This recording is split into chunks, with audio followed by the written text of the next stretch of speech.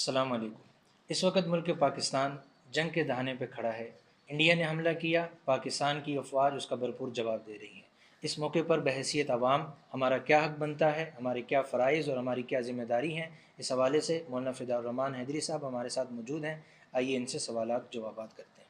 السلام علیکم وعلیکم ورحمۃ اللہ۔ السلام ورحمۃ اللہ تعالیٰ وبرکاتہ۔ مولانا صاحب، ہمارا پہلا سوال یہ ہے کہ ایسے موقع پر جب پاکستان کی افواج اپنا دفاع بھی کر رہی ہیں ملک کی اور بھارت کے حملے کا جواب بھی دے رہی ہیں، تو اس موقع پر بحیثیت عوام ہماری کیا شرعی ذمہ داری بنتی ہے؟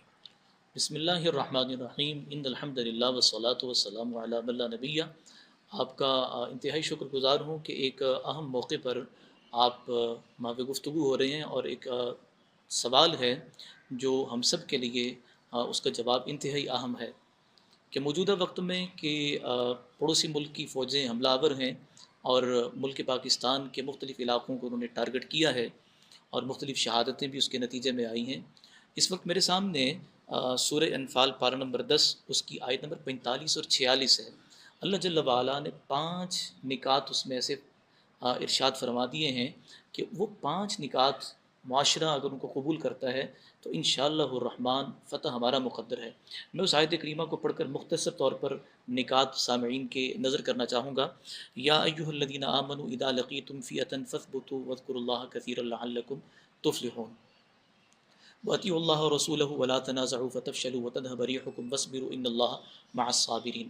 اب اس آیت کو دیکھتے ہیں کہ سب سے پہلے ہے اِذَا لَقِیتُمْ فِئَةً فَاثْبُتُوا، ثابت قدمی ہے، جمے رہنا ہے، ڈٹ جانا ہے۔ نمبر 2 فَاذْکُرُوا اللَّهَ، اللہ جل وعلا کا ذکر کثرت سے کرنا ہے۔ 2 چیزیں ہوگی۔ نمبر 3 اطیعوا اللہ ورسولہ، اللہ اور اللہ کے رسول کی اطاعت کرنی ہے، کہ رسول اکرم صلی اللہ علیہ وسلم کی اطاعت ہوگی، اللہ جل وعلا کی اطاعت ہوگی، اطیعوا اللہ و اطیعوا الرسول۔ پھر فرمایا ولا تنازعوا فتفشلوا، کیا کرنا ہے؟ آپس میں نہیں جھگڑنا، کہ اس وقت یہ موقع نہیں ہے۔ میں آپ کے توسط سے عرض کرنا چاہوں گا کہ آپ صوبائیت کی بنیاد پر، آپ قومیت کی بنیاد پر، علاقائی بنیادوں پر آپ تقسیم ہو جائیں۔ پراکسی وار کہتے ہی اسے ہیں کہ دشمن اپنے فریق مخالف کے ہاں وہ اس طرح کی سازشیں کھیلتا ہے کہ وہاں کی آبادیوں کو آپس میں لڑایا جائے، اور وہی اس کی جیت بھی ہوتی ہے۔ ہمیں ہوش کے ناخن لینے کی ضرورت ہے، اور قرآن کی اس آیت کی روشنی میں اللہ کے رسول کی اطاعت کے بعد آپس کی محبت ہے، اتحاد اور یگانگت ہے۔ اور آپ کے توسط سے عرض کرنا چاہوں گا کہ بلا تفریق مذہب مسلک ہمیں بحیثیت پاکستانی اس وقت پاکستان کے دفاع کے لیے اکٹھے ہونا ہے، یہ وقت کی اشد ضرورت ہے۔ اور پھر 5ویں چیز رب العالمین نے فرمائی وَاصْبِرُوا فَإِنَّ اللَّهَ مَعَ الصَّابِرِينَ، اللہ تعالیٰ صبر کرنے والوں کے ساتھ ہے۔ ہائے وائے کرنے کا موقع نہیں ہے، یہ ہو گیا وہ ہو گیا۔ اور پھر کچھ لوگوں کو میں نے دیکھا کہ وہ حوصلے پست کرنے والی جو ہے نا وہ سرگرمیوں میں ملوث ہیں۔ وہ سوشل میڈیا پلیٹ فارم ہو یا مین اسٹریم میڈیا ہو یا گراؤنڈ ریالٹی پہ تھڑوں پہ بیٹھے، چوکوں میں، چوراہوں میں، بیٹھکوں میں بیٹھا ہمارا ایک مخصوص طبقہ وہ ایسی ذہن سازی کر رہا ہے، لوگوں کے حوصلے پست ہو رہے ہیں۔ یہاں میں دوسرا سوال کرنا چاہوں گا کہ سوشل میڈیا پر اس وقت میمز چل رہی ہیں، چٹکلے چھوڑے جا رہے ہیں، مذاق ہو رہا ہے، انڈیا کی طرف سے بھی ایسی باتیں سامنے میں آ رہی ہیں، ہماری پاکستانی عوام بھی ایسی باتیں کر رہی ہیں۔ اس موقع پر ہماری کیا ذمہ داری بنتی ہے؟ دیکھیں، سب سے پہلی بات تو یہ ہے کہ ہم ایک سنجیدہ قوم ہیں۔ مذاق اور اس طرح کی چیزیں وہ ہمیں زیب نہیں دیتی۔ ہاں، اس کا پازیٹیو پوائنٹ یہ ہے، پازیٹیو وے میں اگر جائیں تو وہ اتنا ہے کہ بھئی ہماری عوام نڈر ہے، اور وہ اس نڈری کا اظہار اس پلیٹ فارم سے یوں کر رہی ہے، ہمیں کوئی فکر نہیں۔ لیکن رسول اکرم صلی اللہ علیہ وسلم نے پناہ چاہی ہے، پناہ مانگی ہے۔ تو جو رسول اللہ صلی اللہ علیہ وسلم جن کا لقب، القابات میں سے ایک لقب یہ بھی ہے انا نبی الملاحم، میں جنگوں والا نبی ہوں، پھر وہ پناہ بھی مانگ رہے ہیں، پناہ بھی چاہ رہے ہیں۔ ایک سوال بھی تو اٹھتا ہے جی جی۔ کہ ایک طرف وہ نبی مہربان، وہ مجاہد نبی اور مجاہد امت کا مجاہد نبی، وہ پناہ بھی مانگ رہے ہیں، اور دوسری طرف وہ یہ بھی فرما رہے ہیں میں جنگوں والا نبی ہوں، میرا رزق جعل رزقی تحت رمحی، نیزوں کے سائے تلے رکھ دیا گیا ہے۔ یہاں یہ چیز کیا ہے اس کو تھوڑا سا کلیئر کر دوں. وہ وجہ یہ ہے کہ نبی کریم صلی اللہ علیہ وسلم نے دفاع کے لیے بھی جنگ لڑی، اقدام کی جنگ بھی لڑی، لیکن پناہ کا مطلب یہ تھا کہ ایک دم تو نہیں ہے کہ ہم آئیں اور ہم تمہیں کاٹ دیں گے، پھینک دیں گے. شرائط تھی نا کہ اسلام قبول کرو، جزیہ دو، پھر جزیے کے بعد اقدام تھا نا. تو اس لیے پناہ چاہیے. وہ تو تیر و تلوار کا زمانہ تھا، اب تو ایٹمی وار ہے. ایک کلک پر کیا ہو جائے گا، کروڑوں بستیاں تباہ ہو سکتی ہیں. ہمیں ہوش کے ناخن لینے کی ضرورت ہے. ہمیں قرآن و سنت کو سمجھنا ہے، اور وہ جو 5 نکاتی عمل اللہ جل وعلا کی طرف سے بتایا گیا ہے وہ ہمارے لیے سب سے بہترین ذریعہ ہے. اس موقع پر جب انڈیا نے ہم پہ حملہ کیا ہے اور پاکستان نے اس کو اس طرح کا جواب دیا ہے جو ہماری عوام کی منشا کے مطابق نہیں ہے. ہماری عوام یہ چاہتی ہے کہ بھرپور جواب دیا جائے، انڈیا کی بستیاں اڑا دی جائیں، انڈیا پر اقدامی حملہ کیا جائے. اس موقع پر آپ کیا کہتے ہیں کہ کیا افواج پاکستان کا یہ طرز عمل ٹھیک ہے یا غلط ہے، یا اس میں مزید بہتری لائی جا سکتی ہے، یا کیا طریقہ کار ہے؟ دیکھیں ابو ہریرہ، میں اردو محاورے سے ایک تھوڑا سا سہارا لے کر، جس کا کام اسی کو ساجھے. بھئی میں اس فیلڈ کا نہیں ہوں، مجھے اس کی حکمتیں پتہ نہیں، تدابیر سے واقف نہیں ہوں. یہ تو ہمارا المیہ ہے کہ مشورہ دینے کے لیے میں ہی مفتی اعظم، علاج کرنے کے لیے طبیب حاذق بھی میں ہی، اور جنگی معاملات میں کمانڈر ان چیف بھی میں ہی.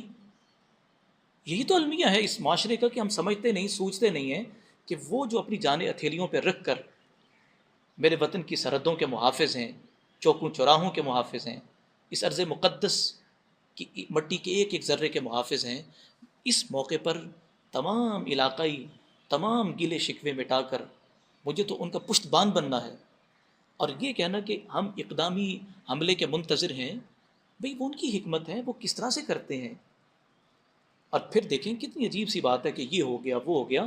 میں نے شروع میں عرض کیا کہ پراکسی وار کا ایک حصہ یہ ہوتا ہے کہ اپنے مخالف ملک میں، حصے میں، اس گروہ میں پھوٹ ڈال دی جائے. اور اس موقع پر وہ سورہ احزاب کی آیت ہے، والمرجفون فی المدینۃ لنغرینک بہم ثم لا یجاورونک فیہا الا قلیلا ملعونین اینما ثقفوا اخذوا وقتلوا تقتیلا. وہ تو یعنی اللہ جل وعلا کی طرف سے سخت ناراضگی کا اظہار ہوا ہے. ہم یہ نہیں کہتے، لیکن اس وقت ہمتیں بلند کرنے کی ضرورت ہے. میں یہ عرض کرتا ہوں رب کعبہ کی قسم، میں بہت کمزور آدمی ہوں، قسم کھا کے کہہ رہا ہوں، لیکن جس رات حملے کی خبریں سننے کو ملی، دیکھنے کو ملی، میں نماز فجر کے لیے آ رہا تھا، میرا رواں رواں پورے جذبے سے سرشار تھا. مجھے اپنے ایک ایک جوان پر فخر تھا، اور اللہ کی ذات پر بھروسہ رکھتے ہوئے کہ جو فرشتے اترے تھے، بدر میں اترے تھے، حنین میں اترے تھے. قرآن خود کہہ رہا ہے والذین اتبعوہم بإحسان، جو ان کی پیروی کرنے والے ہیں قیامت تک کے لیے رب العالمین کے وعدے وہی ہیں. اس لیے ہمیں ہمت پست کرنے کی ضرورت نہیں. تاریخ اٹھا کر دیکھیں، مسلمان کمزور نظر آئیں گے. بدر میں کمزور تھے، کم تھے، طاقت میں اور افراد میں، وسائل میں میرے رب نے فتح عطا فرمائی. اور اس کا جواب سورہ بقرہ میں یوں ملتا ہے، کم من فئۃ قلیلۃ غلبت فئۃ کثیرۃ باذن اللہ واللہ مع الصابرین. لیکن صبر بھی شرط ہے کہ کچھ چھوٹے گروہ بڑی بڑی جماعتوں پر، بڑے بڑے لشکروں پر اللہ کے حکم سے غالب آتے ہیں. اور ہمیں اس آیت پر پورا تیقن ہے کہ اگر دشمن نے کوئی بڑا وار کھیلنے کی کوشش کی تو کم من فئۃ قلیلۃ غلبت فئۃ کثیرۃ باذن اللہ، غالب آئیں گے. اور اس وقت حق و صداقت کی علامت کیا ہے؟